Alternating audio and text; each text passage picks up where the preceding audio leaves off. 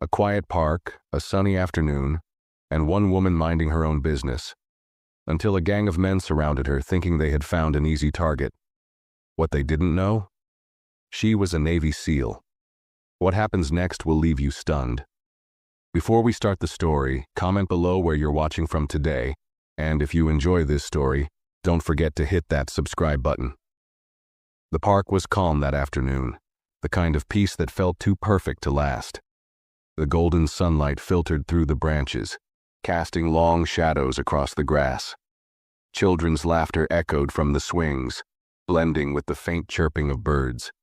On a bench near the edge of the small pond, Morgan Blake sat quietly, taking in the rare moment of stillness.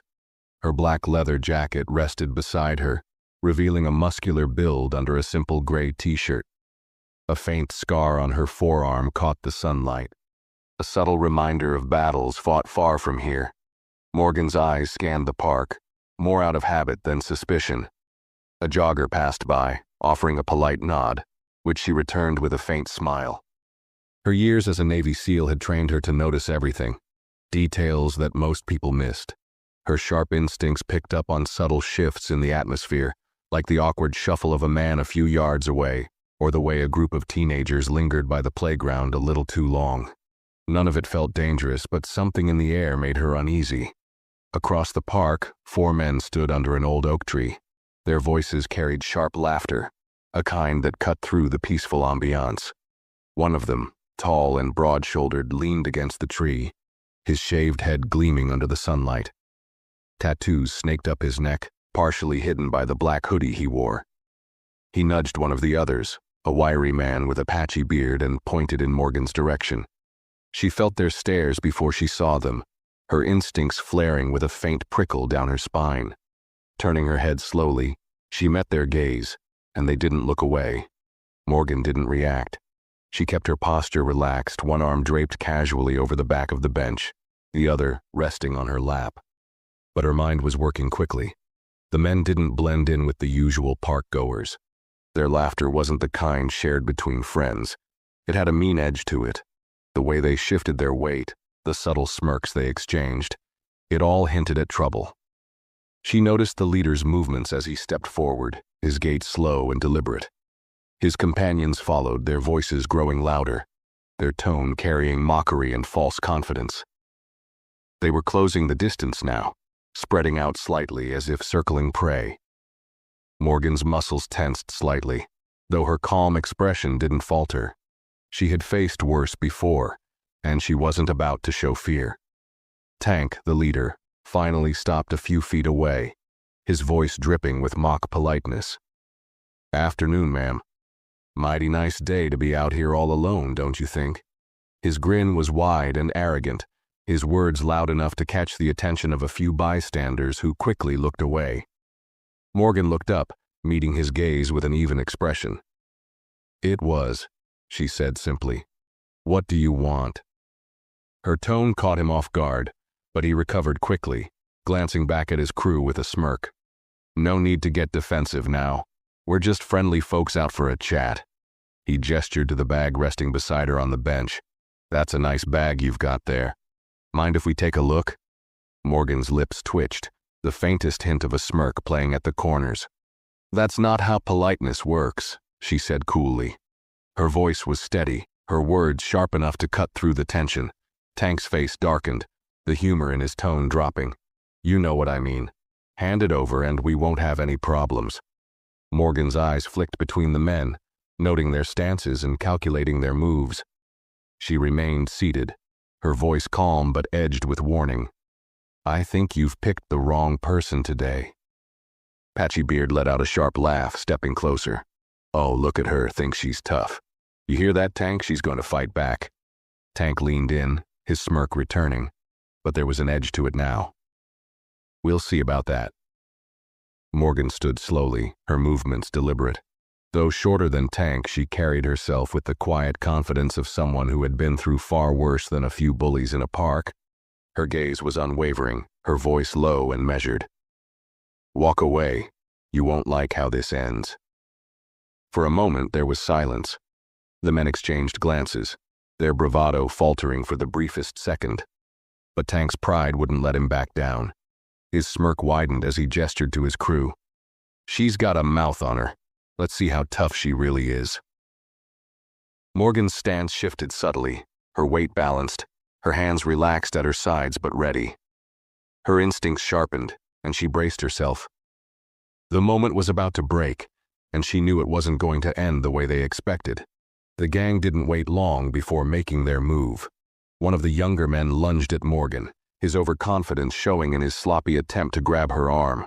She stepped aside effortlessly, twisting his wrist with a sharp motion that sent him sprawling onto the gravel path. He groaned, clutching his arm, his bravado replaced by shock. The other men froze momentarily, their expression shifting from amusement to disbelief. Tank's face hardened, his smirk fading. "Get her," he barked, his voice filled with frustration and a hint of something else. Uncertainty. The second man, Patchy Beard, charged next, swinging wildly at her. Morgan ducked under his strike and retaliated with a swift elbow to his chest. The force knocked him off balance, and he stumbled backward, wheezing for air. She didn't give him a chance to recover, stepping forward and landing a precise kick to his knee that sent him collapsing onto the ground. Tank and the remaining man hesitated, their confidence visibly shaken. "She's just a woman," Tank snarled at his companion, as if saying it aloud would make it true. "Don't just stand there, take her down."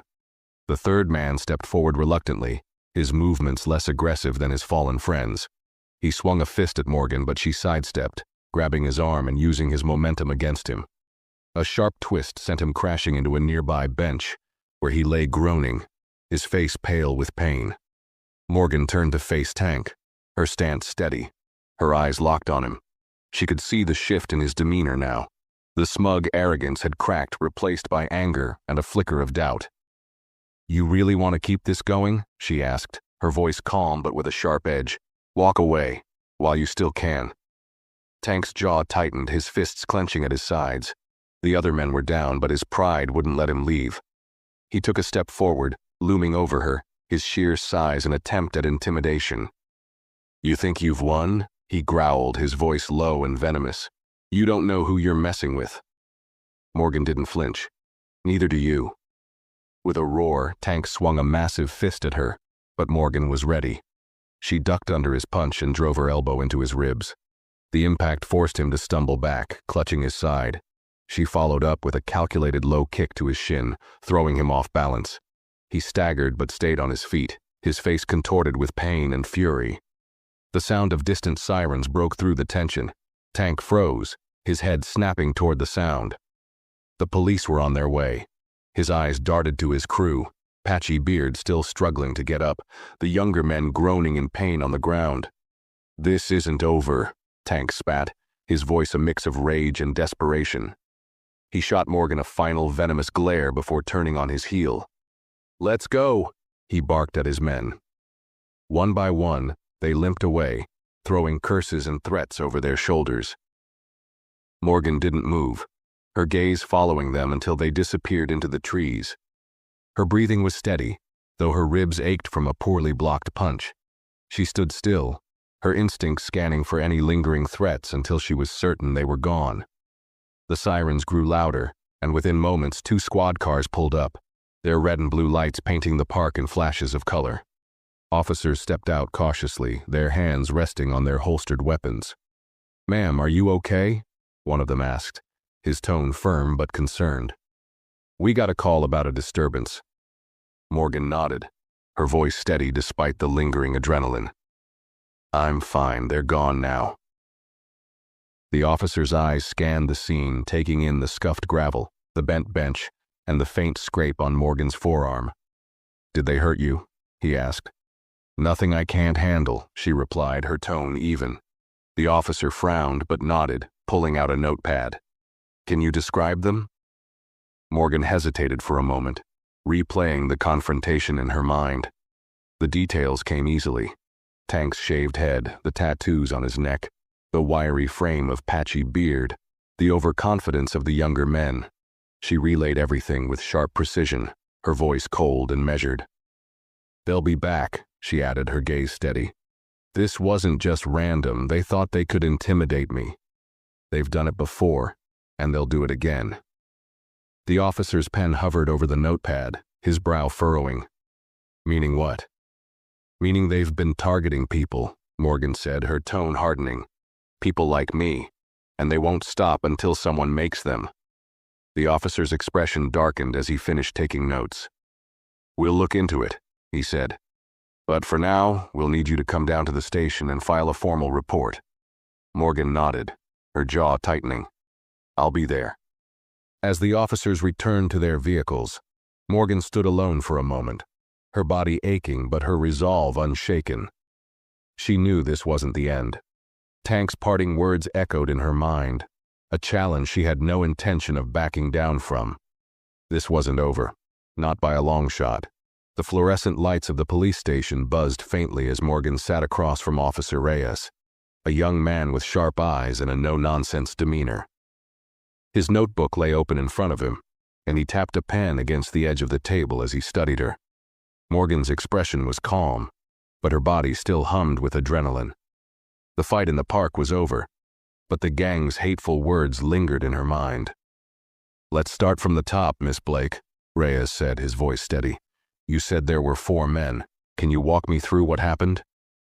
Morgan recounted the encounter in sharp, precise detail. Tank's mocking voice, Patchy Beard's crude remarks, the way they surrounded her like a pack of wolves. She spared no detail, her words cutting through the air like a knife. Reyes's pen moved quickly as she spoke, his expression growing darker with every word. When she finished, Reyes leaned back in his chair, his brow furrowed. This doesn't sound random, he said, his tone cautious. You're sure you've never seen these men before? I'm sure, Morgan replied. They weren't after my bag. That was just an excuse. They saw me sitting alone and thought I was an easy target. They wanted me to feel out of place. Reyes frowned, his pen hovering over the page. Why do you think they singled you out? Because I'm black, Morgan said bluntly, her jaw tightening. They didn't say it outright at first, but it was clear in everything they did. The way they looked at me, the comments they made. It wasn't random. Reyes nodded slowly, his pen scratching against the page again. We've had reports of similar incidents in the area, he admitted. Harassment, intimidation, minor assaults. It's been happening in public spaces mostly. But this sounds organized. Morgan's gaze didn't waver. It is. Those men were too confident. They've done this before, and they'll do it again. Reyes sighed, closing his notebook with a faint snap. We'll run their descriptions through the system and see what comes up. But I'll be honest with you, Miss Blake. Cases like this are hard to pin down. If victims don't press charges or there's no solid evidence, it's tough to build a case. Morgan's voice was sharp. Then find the evidence, because I'm not letting this slide. Reyes studied her for a moment, then gave a short nod. We'll do what we can. Later that night, Morgan sat at her kitchen table, her laptop open in front of her. The faint glow of the screen cast shadows across the room as she scrolled through local news reports. Her SEAL training had taught her to rely on herself when others couldn't, or wouldn't, act. If Reyes needed more proof, she would find it. It didn't take long to uncover a disturbing pattern. Over the past 6 months, there had been multiple reports of harassment and minor assaults across the area. The victims were always people of color, and the descriptions of the attackers were chillingly consistent. A tall man with tattoos on his neck, a wiry figure with a patchy beard, younger men with cocky postures, Tank's gang. Morgan's jaw clenched as she read through the accounts. Many of the victims hadn't pressed charges, likely out of fear or frustration with the system. But their stories painted a clear picture. The attacks weren't about theft or random violence. They were about sending a message. Her phone buzzed on the table, breaking her concentration. It was a message from Sarah Carter, her best friend, and a journalist known for chasing stories others avoided. Sarah, heard about what happened. You okay? Call me. Morgan didn't hesitate. She hit the call button and Sarah picked up on the first ring. Morgan, Sarah said, her voice tinged with concern. I saw the news. Are you all right? I'm fine, Morgan said, her tone firm. But this isn't just about me. She explained everything. The attack in the park, the gang's hateful remarks, the pattern of harassment she'd uncovered. Sarah listened in silence, and when Morgan finished, her voice was grim. It sounds like this isn't just a group of punks, Sarah said. If they're this organized and targeting minorities, this could be a hate group. That's exactly what it is, Morgan replied. And I'm not letting them get away with it. Sarah sighed. I get it, but these people are dangerous. If you dig too deep... They came after me because they thought I'd back down, Morgan interrupted. Because they thought I'd just let it happen. They were wrong. There was a pause before Sarah spoke again, her tone resigned but supportive. What do you need? Anything you can find, Morgan said. Where they hang out, how long they've been doing this, why the police haven't stopped them, anything. Sarah hesitated. I'll see what I can do. But promise me you'll be careful. These kinds of people don't take kindly to being exposed. I'll be careful, Morgan said, but her gaze stayed fixed on the laptop screen, her mind racing with possibilities. She wasn't about to let fear stop her, not now, not ever. The morning light crept through the blinds as Morgan sat at her dining table, her laptop still glowing from the night's work. Beside it, a steaming cup of black coffee sat untouched. Her body was tired, but her mind wouldn't rest. She'd spent hours piecing together articles, social media posts, and community forum threads, searching for more about Tank's gang and the larger operation she was beginning to suspect. A notification pinged on her screen. Sarah had come through, sending an email packed with links, notes, and files tied to Tank and his crew. Morgan opened the first attachment, her eyes scanning over incident reports, photos of graffiti, and mentions of a network that extended beyond the city. It was worse than she thought. This wasn't just a gang of troublemakers. They were part of something larger, a coordinated effort to spread fear in minority communities. The deeper she looked, the clearer the picture became. The incidents weren't isolated. In one neighborhood, residents had reported a surge in harassment, vandalism, and even physical assaults over the past year. Another area had seen similar activity. Each time, the goal seemed the same: intimidate families until they moved out, leaving properties vacant and devalued. The trail led back to one name: Paul Hendrick. Morgan's jaw tightened as she read more about him. Hendrick was a well-known businessman who owned several construction companies. On the surface, his record was clean, his public persona polished.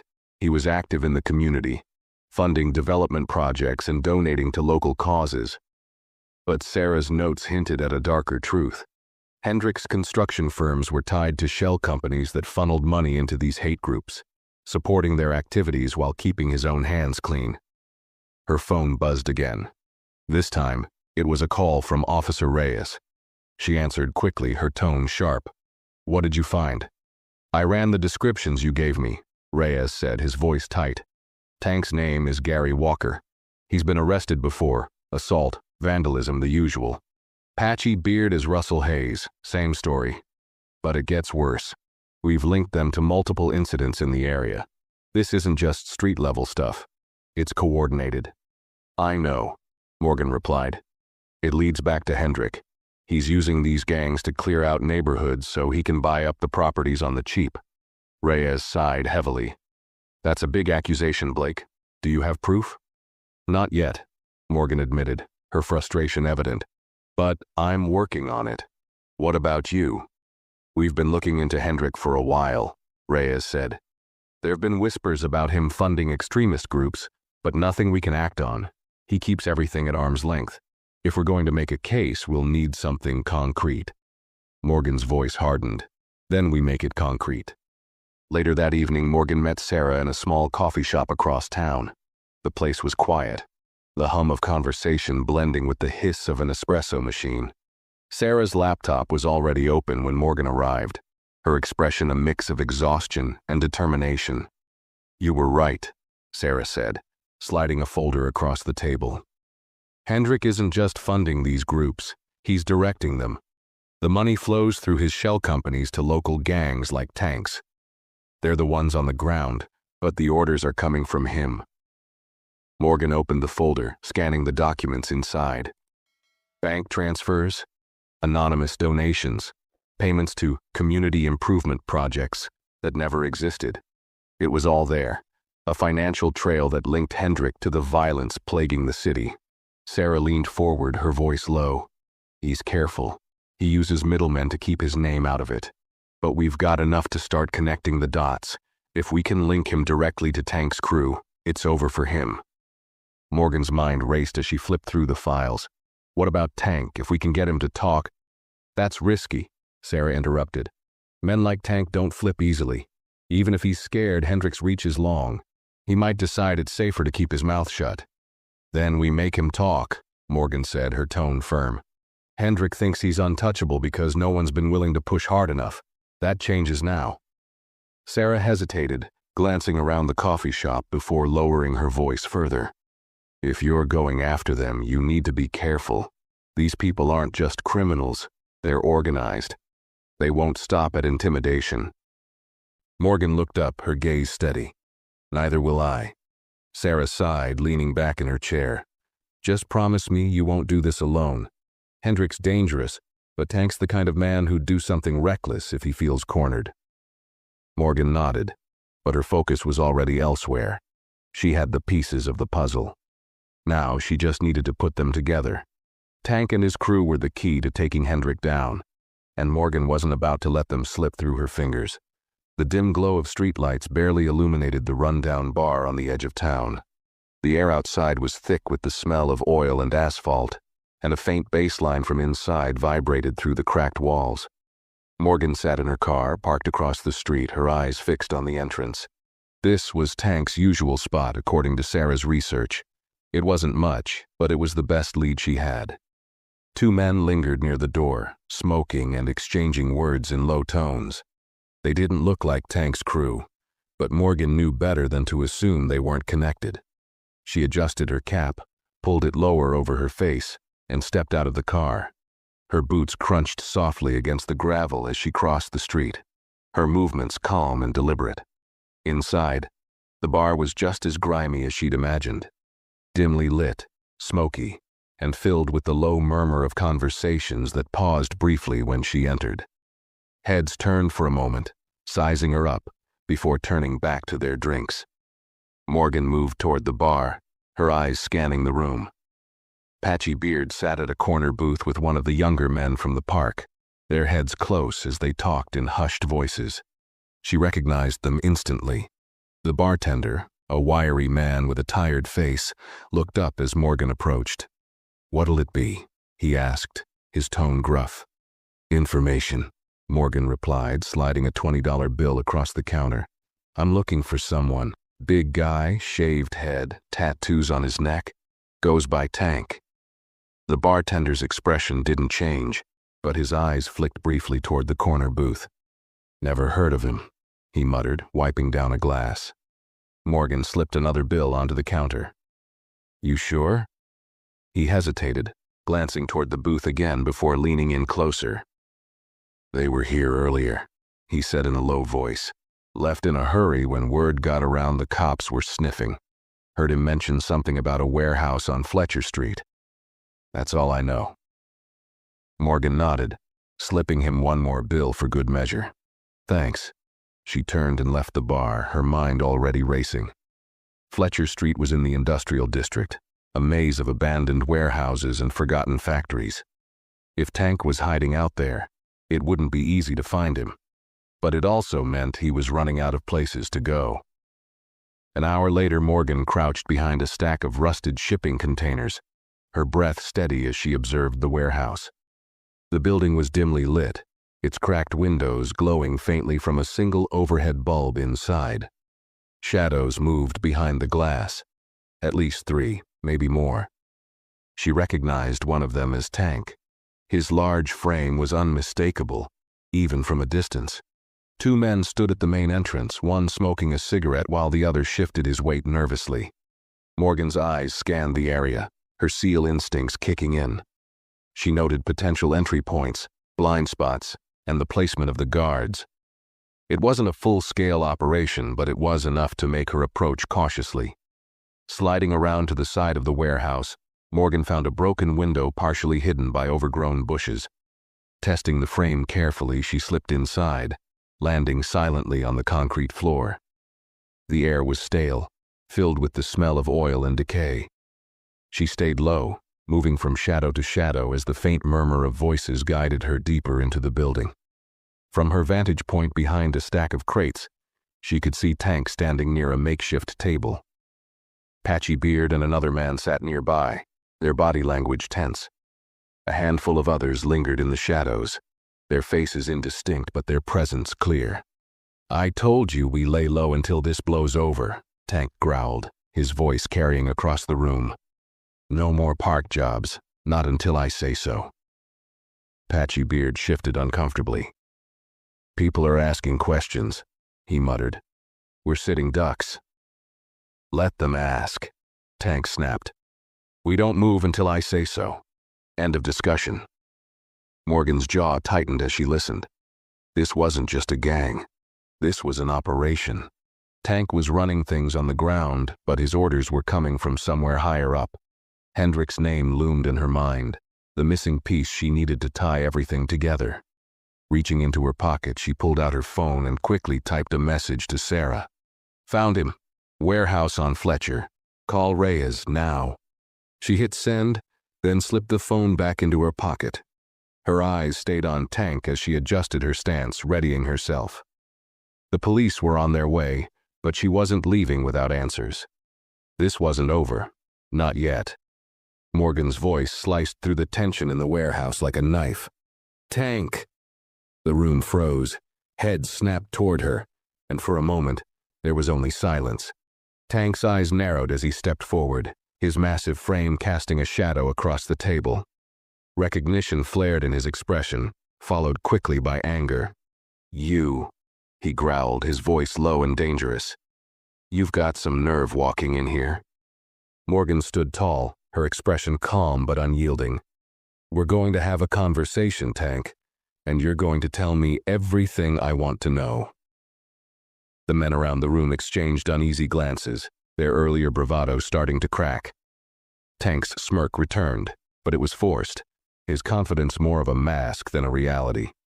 "You think you can just waltz in here and make demands?" he said, his tone mocking. "You're outnumbered, lady. This ain't the park." Morgan took a step forward, her gaze locked on Tank. "I'm not here to play games. Either you talk or you deal with me. And I promise the park was the easy version." The tension in the room thickened. Patchy Beard stood, his hands curling into fists, while the others shifted uneasily. Tank's smirk faded, replaced by a flicker of uncertainty. He was trying to gauge her, to decide if her confidence was real or just a bluff. "What do you want?" Tank asked finally, his voice laced with irritation. Morgan's voice was like steel. "Who's calling the shots? Who's funding you?" Tank let out a hollow laugh, but it didn't reach his eyes. "You think I'm just going to hand you that kind of information? You're out of your mind." Morgan took another step forward, her tone colder now. "You're running out of time, Tank. The police are on their way, and when they get here, you're going down. If you cooperate, maybe, just maybe, you'll get out of this with less than a life sentence." Patchy Beard glanced nervously at Tank. "Cops? She's bluffing," he muttered, though his voice wavered. Tank stared at her, his jaw tight. For the first time, Morgan saw genuine uncertainty in his eyes. "You don't scare me," he said, though the words lacked conviction. "You should be scared," Morgan replied, her tone sharp. "Because when the cops get here, this whole operation falls apart, and I'm betting Hendrick isn't the forgiving type." The mention of Hendrick's name sent a ripple through the room. One of the younger men visibly flinched, while Patchy Beard shifted uneasily. Tank's eyes darkened, and his fists clenched at his sides. "You don't know what you're talking about," he spat. "Don't I?" Morgan shot back. "I know Hendrick's been using you to terrorize neighborhoods. I know he's been funding you through his shell companies, and I know he'll throw you under the bus the second you're a liability. So tell me, Tank, how much is your loyalty worth?" Before Tank could respond, the faint sound of sirens pierced the air. The flashing red and blue lights outside the warehouse cast shifting shadows across the grimy walls. The gang's collective tension boiled over into panic. "She wasn't bluffing," one of the younger men whispered, his voice trembling. Tank's composure cracked. His head snapped toward the exit, then back to Morgan. His rage was palpable, but it was laced with desperation. "This isn't over," he snarled, taking a step toward her. Morgan didn't back down. "Yes, it is." The front doors burst open and police officers stormed into the warehouse, their weapons drawn. "Police, hands in the air!" one officer shouted, his voice commanding. Tank hesitated for a split second, his fists trembling at his sides, but the sight of the officers moving in was enough to break him. With a growl of frustration, he raised his hands, glaring at Morgan with pure venom. "You're going to regret this," he spat as two officers moved to cuff him. Morgan stepped back, her expression unreadable. "No, Tank, you are." The gang was subdued one by one, their earlier bravado replaced by fear and resignation. Patchy Beard protested loudly as he was cuffed, but his voice was drowned out by the chaos of the police operation. The younger men looked pale and shaken, their eyes darting nervously as they were led outside.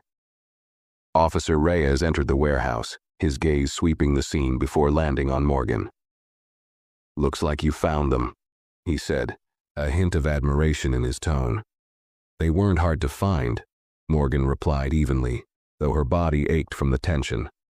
Reyes nodded toward Tank, who was being led out in cuffs. "Think he'll talk?" Morgan's eyes followed Tank as he was escorted to a squad car. "He will. They all will. Hendricks not as untouchable as he thinks." Reyes's expression hardened. "Let's hope you're right. Because this is just the start." Morgan exhaled slowly, the weight of the moment settling over her. The battle wasn't over, but for now the gang was off the streets. And with them in custody, the real fight, against the man pulling their strings, was just beginning. The precinct was bustling when Morgan arrived the next morning. The hum of ringing phones, shuffling papers, and hurried conversations filled the air. Officers moved back and forth, some carrying files, others focused on the faces of the arrested gang members being processed. Morgan made her way to the conference room where Officer Reyes was waiting with a stack of files spread across the table. "We got them locked up," Reyes said as Morgan entered. "But Tank hasn't said a word. He's playing tough." Morgan folded her arms, her jaw tightening. "That won't last. He knows Hendrick won't save him. It's just a matter of making him realize it." Reyes gestured to a photo on the board, a surveillance image of Tank meeting a well-dressed man outside a construction site. "This is the closest connection we've got so far. The man in the photo is Thomas Kane, one of Hendrick's top associates. He's a middleman, handles most of the dirty work. If we can connect Kane to Tank, we've got a shot at Hendrick." Morgan studied the photo, her mind racing. "And Kane? Is he in custody?" Reyes shook his head. "Not yet. We've got eyes on him, but he's careful. We're hoping Tank gives us something to work with." Morgan leaned over the table, her voice firm. "Then let me talk to him." Reyes hesitated, his brow furrowing. "Tank's dangerous, and he's angry. He'll try to get under your skin." Morgan's expression didn't falter. "Let him try." A few minutes later, Morgan stepped into the cold, fluorescent-lit interrogation room. Tank sat at the table, his hands cuffed in front of him. His broad shoulders were hunched, his expression a mixture of defiance and exhaustion. He looked up as Morgan entered, his eyes narrowing. "Well, if it isn't the hero of the hour," he sneered. "What, they send you in here to gloat?" Morgan pulled out the chair opposite him and sat down, her posture relaxed but her gaze unyielding. "No, Tank, I'm here to make you an offer." Tank laughed, the sound harsh and hollow. "An offer? Lady, I don't think you understand how this works." "I understand perfectly," Morgan said, her voice calm. "I understand that Hendrick left you to rot. I understand that he won't lift a finger to help you because you're expendable. And I understand that if you don't talk, you're going down alone." Tank's smirk faltered for the briefest moment, but he recovered quickly. "You're bluffing. Hendrick's untouchable. You've got nothing." Morgan leaned forward, her tone sharp. We have plenty. Your boys are already talking. Patchy Beard gave us everything we needed to tie you to the attacks. The younger guys? They're terrified. It's only a matter of time before they fold completely. The only question is whether you go down with them or give us what we need to take Hendrik out. Tank's jaw tightened, his fists clenching on the table. You don't know what you're asking for. Hendrik's got people everywhere. If I talk, I'm as good as dead. If you don't talk, you'll spend the rest of your life in a cell, Morgan countered. Hendrik won't protect you. The second you become a liability, you're gone. But if you help us, we can protect you. Witness protection, reduced charges. You'll get a chance to start over. It's more than Hendrik will ever give you. Tank stared at her, the weight of her words sinking in. The room was silent, the tension thick. Finally, he exhaled sharply, slumping back in his chair. What do you want to know? He muttered, his voice bitter. Morgan didn't hesitate. Hendrik, his operations, how he funds you, who he uses, and how he communicates. Tank's lips pressed into a thin line, but he began to speak. It's all through his companies, construction mostly. He launders the money through contracts and sends it to us through shell accounts. We get our cut for doing the dirty work. The orders come through middlemen. Kane's one of them. I've met Hendrik maybe twice. He doesn't like to get his hands dirty. Morgan's gaze didn't waver. The other groups. How many? Tank hesitated, then nodded reluctantly. There's a few. Same setup as us. We don't work together directly, but we all know the deal. Keep people scared, keep them out of his neighborhoods. And Kane? Morgan pressed. Where is he now? Probably at his office, Tank said with a shrug. Hendrik's got him running things. If anyone knows the full picture, it's him. Reyes stepped into the room, his expression grim but determined. He placed a folder on the table and opened it to reveal photos of Kane and financial documents linking Hendrik's companies to Tank's crew. This is enough to start, Reyes said, his voice steady. We'll cross-check everything, but if it holds up, we've got him. Tank slumped back in his chair, his defiance finally crumbling. You think this is over? He spat. You don't know what you're dealing with. Morgan stood, her gaze icy. Neither does Hendrik, but he's about to find out. As she left the room, the weight of Tank's words hung in the air. Hendrik wasn't just another criminal. He was running a machine. But now, that machine had cracks, and Morgan intended to tear it apart, piece by piece. The sun was beginning to set when Morgan met Sarah at their usual coffee shop, a quiet corner in the city, where plans often came together. The evidence from Tank's confession had already been handed over to Reyes, who was organizing a team to act on the leads. Morgan couldn't shake the feeling that every move they made was racing against time. Hendrik wouldn't sit still for long. Sarah had her laptop open, the glow of the screen reflecting her tired eyes. She tapped the table with a pen as Morgan slid into the seat across from her. Reyes said Tank gave you Kane's location. Sarah began without preamble. That's a huge win. Morgan nodded, her expression serious. If we can get Kane to talk, we'll have a direct line to Hendrik. He's the one handling the money, the orders, everything. Sarah's fingers flew across the keyboard as she pulled up documents, maps, and photos. Kane's office is in the downtown financial district. It's a front, of course. Officially, it's a consulting firm. But I traced several transactions from Hendrik's companies to Kane's office account. It's clean on the surface, but the timing lines up perfectly with the activities of Tank's crew and the other groups. Morgan leaned in, scanning the data Sarah had compiled. He's the middleman. If we can get him to crack, Hendrik's entire operation falls apart. Sarah hesitated, her voice lowering. Kane's not like Tank. He's not a street thug. He's smart, calculated. And he has resources. If you confront him, he won't go down easily. Morgan's jaw tightened. I'm not looking for easy. I'm looking for answers. Later that evening, Morgan sat in an unmarked car with Reyes parked a block away from Kane's sleek office building. The structure stood out against the skyline, its modern design and gleaming glass facade a stark contrast to the corruption hidden inside. Reyes adjusted his earpiece, his eyes scanning the building through the windshield. "We've got a team stationed at the back entrance, and another on standby. If Kane's in there, he won't be leaving without us knowing." Morgan's focus remained sharp. "He's in there," she said confidently. "People like Kane don't stray far from their fortresses. He knows the walls are closing in." Reyes glanced at her, his expression concerned. "You sure you're ready for this? Kane's not going to fold just because you walk in there." Morgan's eyes didn't waver. "He'll fold. They always do." Moments later, she stepped out of the car and made her way to the building's entrance, her movements deliberate and calm. The air felt heavy, the city's usual buzz seeming quieter than normal. As she entered the building, the receptionist glanced up, startled but professional. "May I help you?" the receptionist asked. "I'm here to see Thomas Kane," Morgan said, her tone firm. The receptionist hesitated. "Do you have an appointment?" Morgan gave a faint smile that didn't reach her eyes. "Number, but he'll want to see me."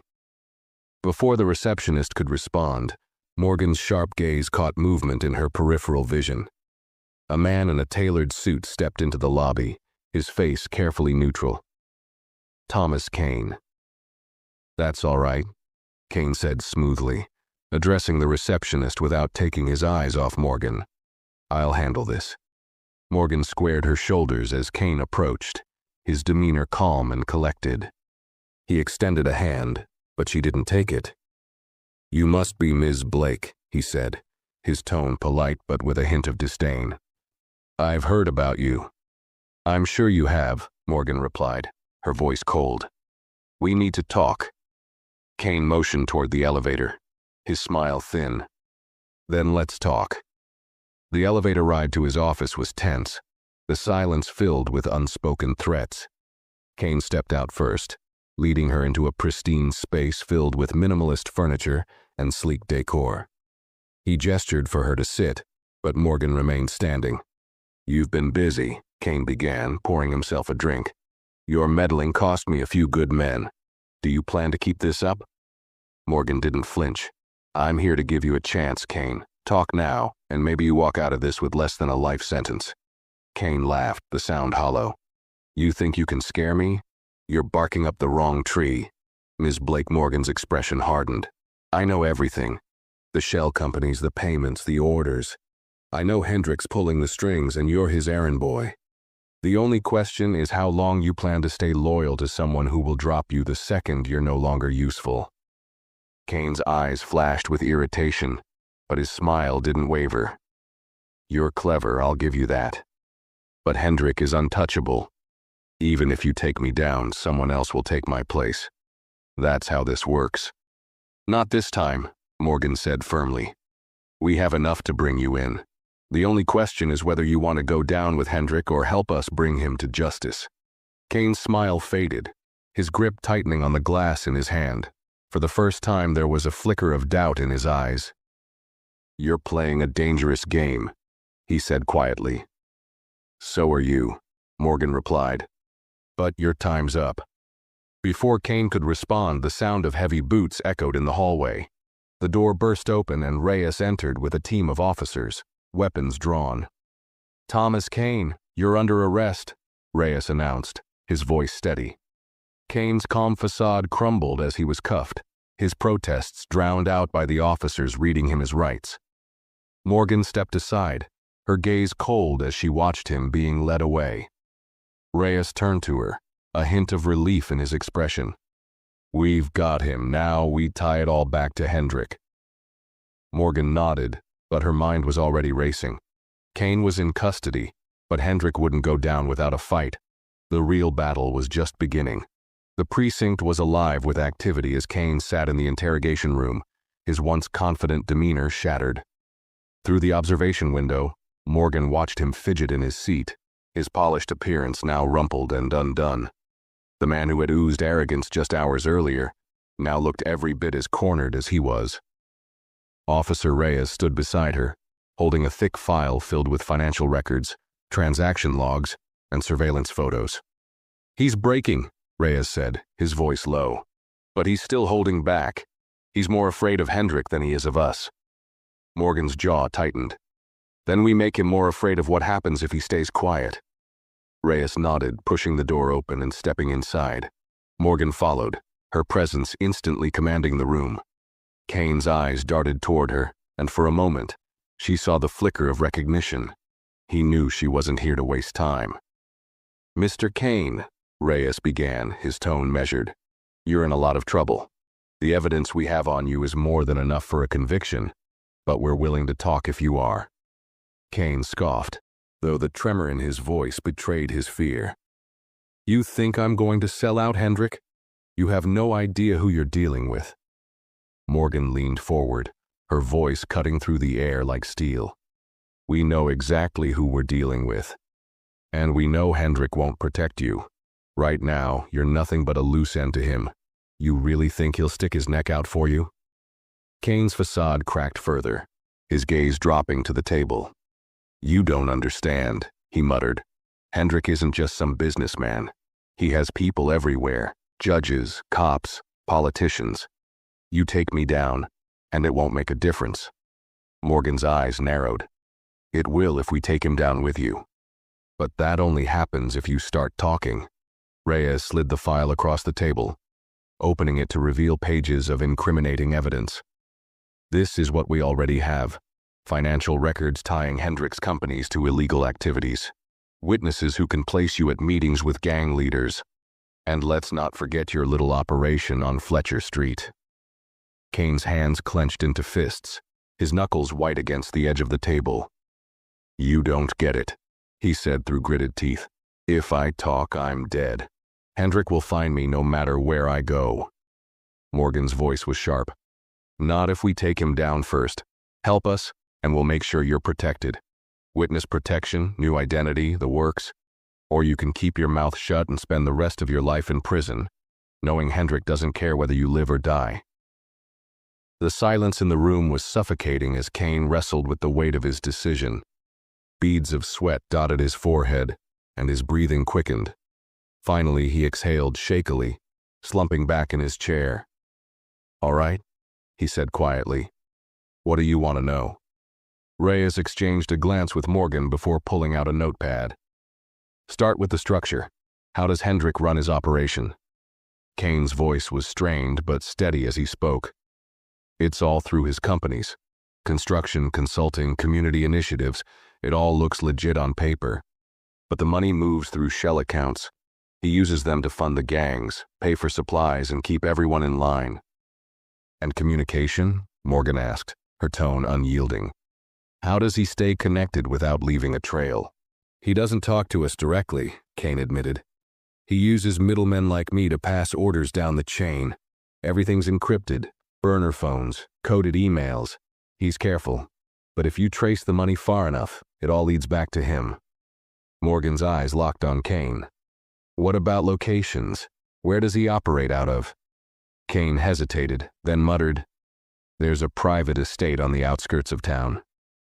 That's where he holds his meetings. If you're looking for something big, that's your best shot." Reyes's pen flew across the page, capturing every word. "And the other groups? How many are there?" "Too many to count," Kane said, his voice heavy with resignation. "Hendrik's network spans the entire region. Each group operates independently, but they all answer to him. He's the hub." Reyes closed his notepad, his expression grim. "That's enough for now." Morgan stood, her gaze steady on Kane. "You've done the right thing. But if you're lying, I'm not." Kane interrupted, his voice barely above a whisper. "I've already lost everything. I'm not risking what little I have left." As they left the room, Reyes turned to Morgan, his voice low. "This estate Kane mentioned, it could be the key to taking Hendrik down. But we'll need to move fast before he catches wind." Morgan nodded, her mind already racing with the next steps. "Then let's get to work. This ends with Hendrik." The clock was ticking, and Morgan knew the next move would be the most dangerous yet. But if Kane's information held up, they were closer than ever to bringing Hendricks' empire crashing down. The operation to raid Hendricks' estate began to take shape within hours. Reyes and his team gathered everything they needed: search warrants, tactical plans, and the evidence Kane had provided. The precinct was a hive of activity, with officers briefing each other, checking equipment, and mapping out the sprawling estate that sat just outside the city. Morgan stood with Reyes in the conference room, staring at a large satellite image of the estate pinned to the wall. The property was vast, surrounded by high fences and dotted with security cameras. A private road snaked through dense trees to a gated entrance. It was the kind of place built to keep unwanted eyes out. "He's going to see us coming," Reyes said, his tone grim. "If this estate is as central to his operation as Kane says, Hendrick won't let us walk in without a fight." Morgan's expression was steely. "That's why we hit fast and hard. He won't have time to react." Reyes nodded. "We've got a team ready to breach the perimeter. You're coming with us?" Morgan met his gaze without hesitation. "I didn't come this far to sit on the sidelines." The plan was finalized as the sun dipped below the horizon, casting the city in a blanket of twilight. By the time the convoy of unmarked police vehicles reached the edge of the estate, the darkness was complete. The team moved with practiced precision, their voices low over radios as they approached the gate. Morgan crouched beside Reyes, scanning the property through night vision binoculars. She spotted 2 guards patrolling the main entrance and another near the side gate. 3 guards visible, she whispered. "There'll be more inside." Reyes signaled to his team. "We'll take out the perimeter quietly. Once the gate is open, we move in." Morgan watched as 2 officers slipped through the trees, their movements nearly silent. Within minutes, the guards at the gate were subdued, their weapons confiscated. The side gate was pried open, and the team began advancing toward the main house. The estate loomed ahead, its large windows glowing faintly in the darkness. Morgan's heart pounded as they approached, her SEAL instincts kicking in. Every shadow, every faint noise could be a threat. She moved with precision, her eyes scanning for movement. Inside, Hendrick's operation was in full swing. The sounds of voices and faint clinking of glasses drifted from the grand dining room.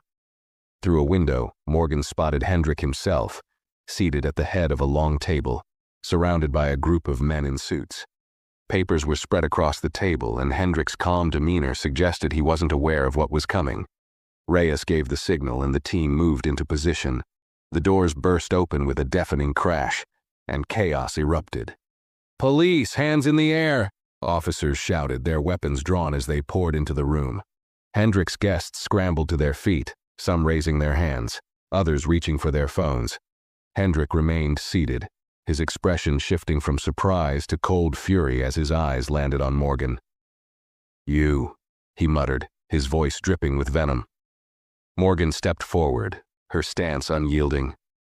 "It's over, Hendrick." He leaned back in his chair, his smirk returning as if he were still in control. "You think this changes anything? Do you have any idea how deep this goes?" Morgan's voice was sharp, deep enough for you to be buried under it. As officers began collecting evidence from the room, papers, laptops, and phones, one of Hendrick's men lunged toward an officer. Morgan reacted instantly, intercepting him with a swift movement that sent him sprawling to the ground. "Stay down," she ordered, her tone icy. Hendrick's calm facade finally cracked as officers cuffed him. "You're making a mistake," he snarled. "This is bigger than me. Taking me down won't stop it." Morgan leaned in, her voice low but unwavering. "You're right, but you're the start." The raid continued as officers searched the house and surrounding property. Hidden safes were uncovered, filled with financial records and encrypted devices. In a basement office, they found a map marked with neighborhoods that had been targeted, proof of Hendrick's systematic operation to displace minority communities. By the time the team finished, the evidence against Hendrick was overwhelming. As he was led out in cuffs, his expression darkened. "You're wasting your time," he said, his voice a venomous hiss. "You'll never stop what's coming." Morgan watched him being loaded into the back of a squad car, her expression cold. "We already have," Reyes approached her, his face a mixture of relief and exhaustion. "We've got enough to put him away for a long time. This is a win, Morgan." "It's a start," Morgan replied, her tone firm. She looked back at the estate, the weight of the night settling over her. Hendrik's empire was crumbling, but she knew the fight wasn't over.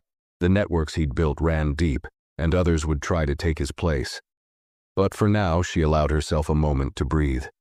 They had taken down a man who had terrorized so many, and that was a victory worth holding on to. For now. The precinct conference room was filled with a tense energy the following morning. The raid on Hendrik's estate had been a success, and the evidence gathered was staggering. Officers, analysts, and prosecutors worked side by side, piecing together the mountain of documents, digital files, and witness statements. Hendrik's name was plastered across the whiteboard at the center of the room, circled in red, with strings connecting him to his network of gangs and shell companies. Morgan sat at the corner of the table, her gaze fixed on the financial records Sarah had unearthed. The sheer scale of Hendrik's operation was staggering. The money laundering alone spanned multiple states, with connections to political figures, business deals, and extremist organizations. It was more than just a hate network. It was a web of corruption designed to funnel power and money into Hendrik's hands. Officer Reyes entered the room, holding a tablet loaded with the latest findings. "We've traced some of the funds to offshore accounts," he said, addressing the group. "It's going to take time to untangle everything, but we've already identified payments linked to at least 3 other gangs in neighboring cities. Hendrik wasn't just running his operation locally, he was coordinating across state lines." Morgan's jaw tightened as she scanned the names on the board. "What about the other groups? Are they connected to Tank's crew?" Reyes nodded. "Indirectly. Hendrik kept them compartmentalized so none of the crews interacted directly. But the funds, the orders, they all trace back to him. It's a chain of command designed to insulate him from the day-to-day operations." Sarah, who had joined the meeting with her laptop in hand, tapped the screen to pull up another document. "I've been cross-referencing the files we found at the estate," she said. "Hendrik wasn't just using these groups for intimidation. He was using them to influence local policies, buying off council members, blocking housing initiatives that would stabilize the neighborhoods he wanted to take over." The room fell silent as the weight of her words sank in. This wasn't just about hate crimes. It was about systemic corruption on a scale they hadn't fully grasped before. "What about Hendrik himself?" Morgan asked, her voice steady. "Has he said anything?" Reyes shook his head. "Not a word. He's lawyered up, and his defense team is already pushing back. They're claiming the evidence was obtained illegally, trying to get the charges dismissed before they even hit court." Morgan leaned forward, her hands clasped tightly in front of her. "Then we need to make sure our case is airtight. Every document, every witness, every connection. We need to lock it down. If Hendrik walks, it'll be a signal to everyone like him that they can get away with this." Reyes gave a small nod. "We're already working on it, but it's going to take time." As the team continued their discussions, Morgan's phone buzzed on the table. She glanced at the screen, a message from an unknown number. "You think this is over? You don't know who you're dealing with." Her eyes narrowed as she showed the message to Reyes. "Looks like Hendrik's people are already trying to rattle us." Reyes frowned, taking the phone and examining the message. "It's probably from one of his associates. They're scared, and they're lashing out. But it means we're getting close." Morgan's voice was cold. "Let them be scared.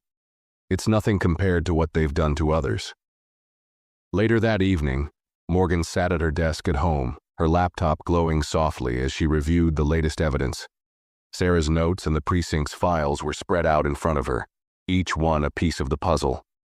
Despite the progress they'd made, she couldn't shake the feeling that Hendrik had planned for this.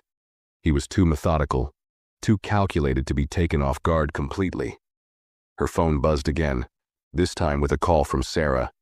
"Morgan," Sarah began, her voice tense. "I've been digging deeper into the accounts we found. There's one payment that doesn't match the others, a large transfer to a private account just days before the raid. It looks like Hendrik was trying to move money out before we got to him." Where did it go? Morgan asked, her mind racing. It's offshore, Sarah replied. But here's the thing, it's not just a payout. It's a withdrawal for a property. Hendrik was preparing a backup plan. Morgan's brow furrowed. What kind of property? A compound, Sarah said grimly. It's isolated, heavily secured, and just outside the jurisdiction of our current investigation. Morgan exhaled slowly, the weight of the revelation settling over her. Hendrik wasn't just covering his tracks, he was preparing for a worst-case scenario. And now she knew he wouldn't stop until he rebuilt what they'd torn down. Send me the details, Morgan said, her voice firm. If Hendrik's planning to make a move, we need to stop him before he disappears. As the call ended, Morgan leaned back in her chair, her mind already working through the possibilities. Hendrik had underestimated them once, but she knew this was far from over. If he thought he could escape, he was about to learn how wrong he was. The next morning, Morgan stood with Reyes and a small task force in a secluded briefing room at the precinct. The compound Sarah had uncovered was displayed on the screen, a sprawling property nestled in the woods, miles from the nearest town.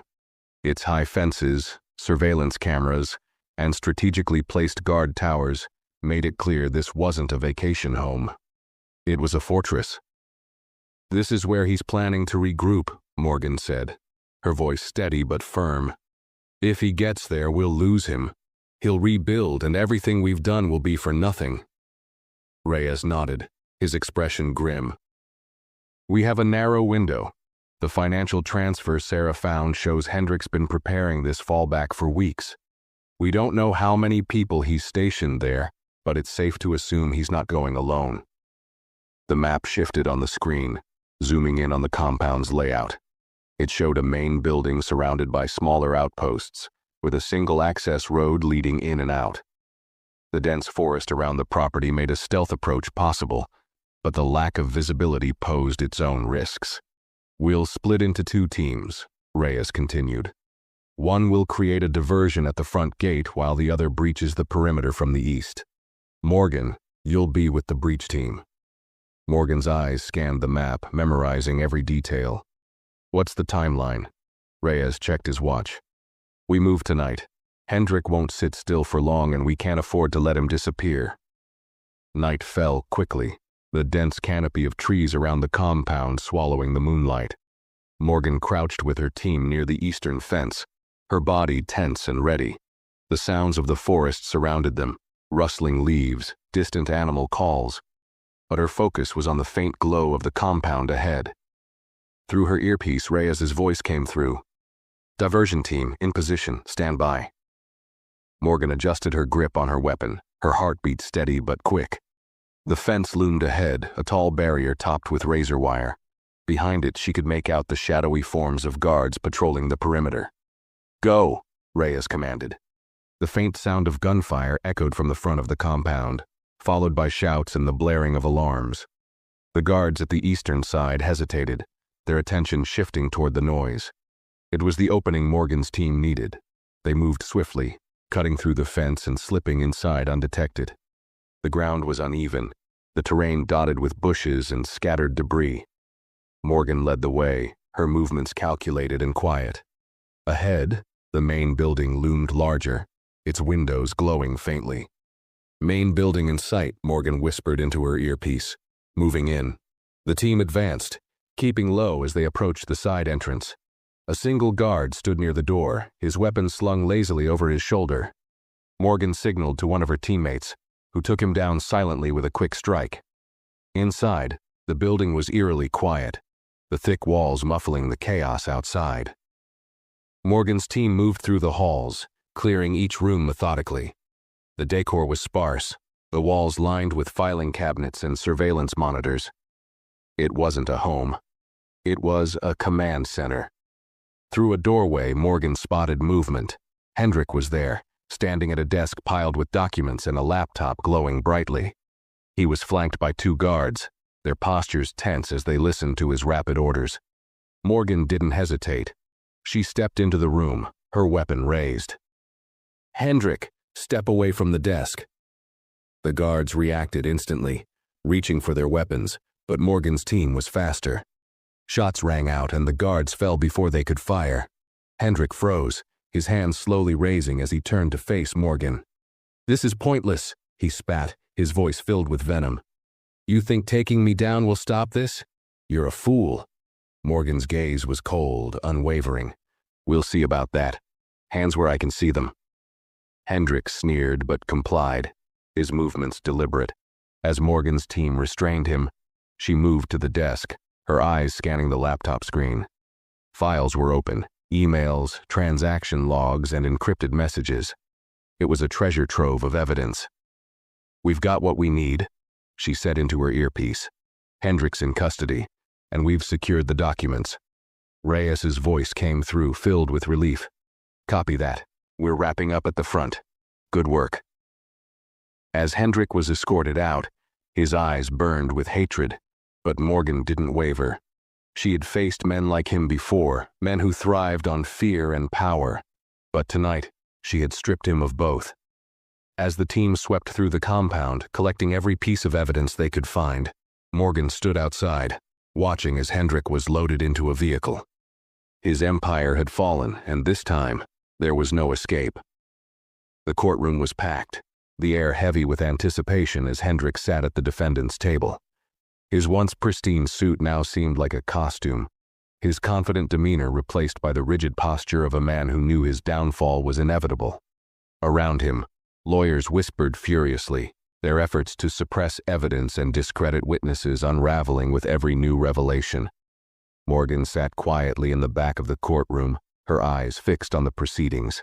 She wasn't one for celebrations, but watching the prosecution lay out Hendrik's crimes, piece by piece with the evidence she and the team had fought so hard to secure, brought her a quiet sense of satisfaction. The prosecution's case was airtight. They detailed how Hendrik's shell companies had funneled money into hate groups and gangs, how he had used fear and intimidation to displace vulnerable communities, and how he had corrupted officials to shield himself from accountability. Witness after witness testified, including Kane, who reluctantly confirmed Hendrik's role as the mastermind behind it all. When the prosecution presented the documents from Hendrik's estate and compound, there was an audible shift in the room. The sheer scale of his operations stunned even the most seasoned court observers. Maps, financial records, encrypted emails, all tied back to Hendrik. The evidence was overwhelming. As the judge announced a recess, Hendrik turned to glare at Morgan, his expression venomous. She met his gaze without flinching, her calm confidence a stark contrast to his growing desperation. For a moment, it seemed as though he wanted to speak, but he turned away, his shoulders slumping. Outside the courthouse, reporters swarmed the steps, their cameras flashing as they shouted questions.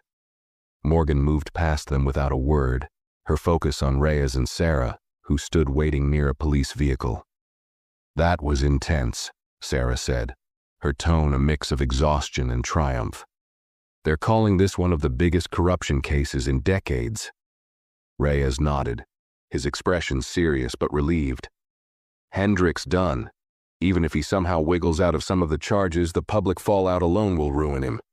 He has no network left, no allies."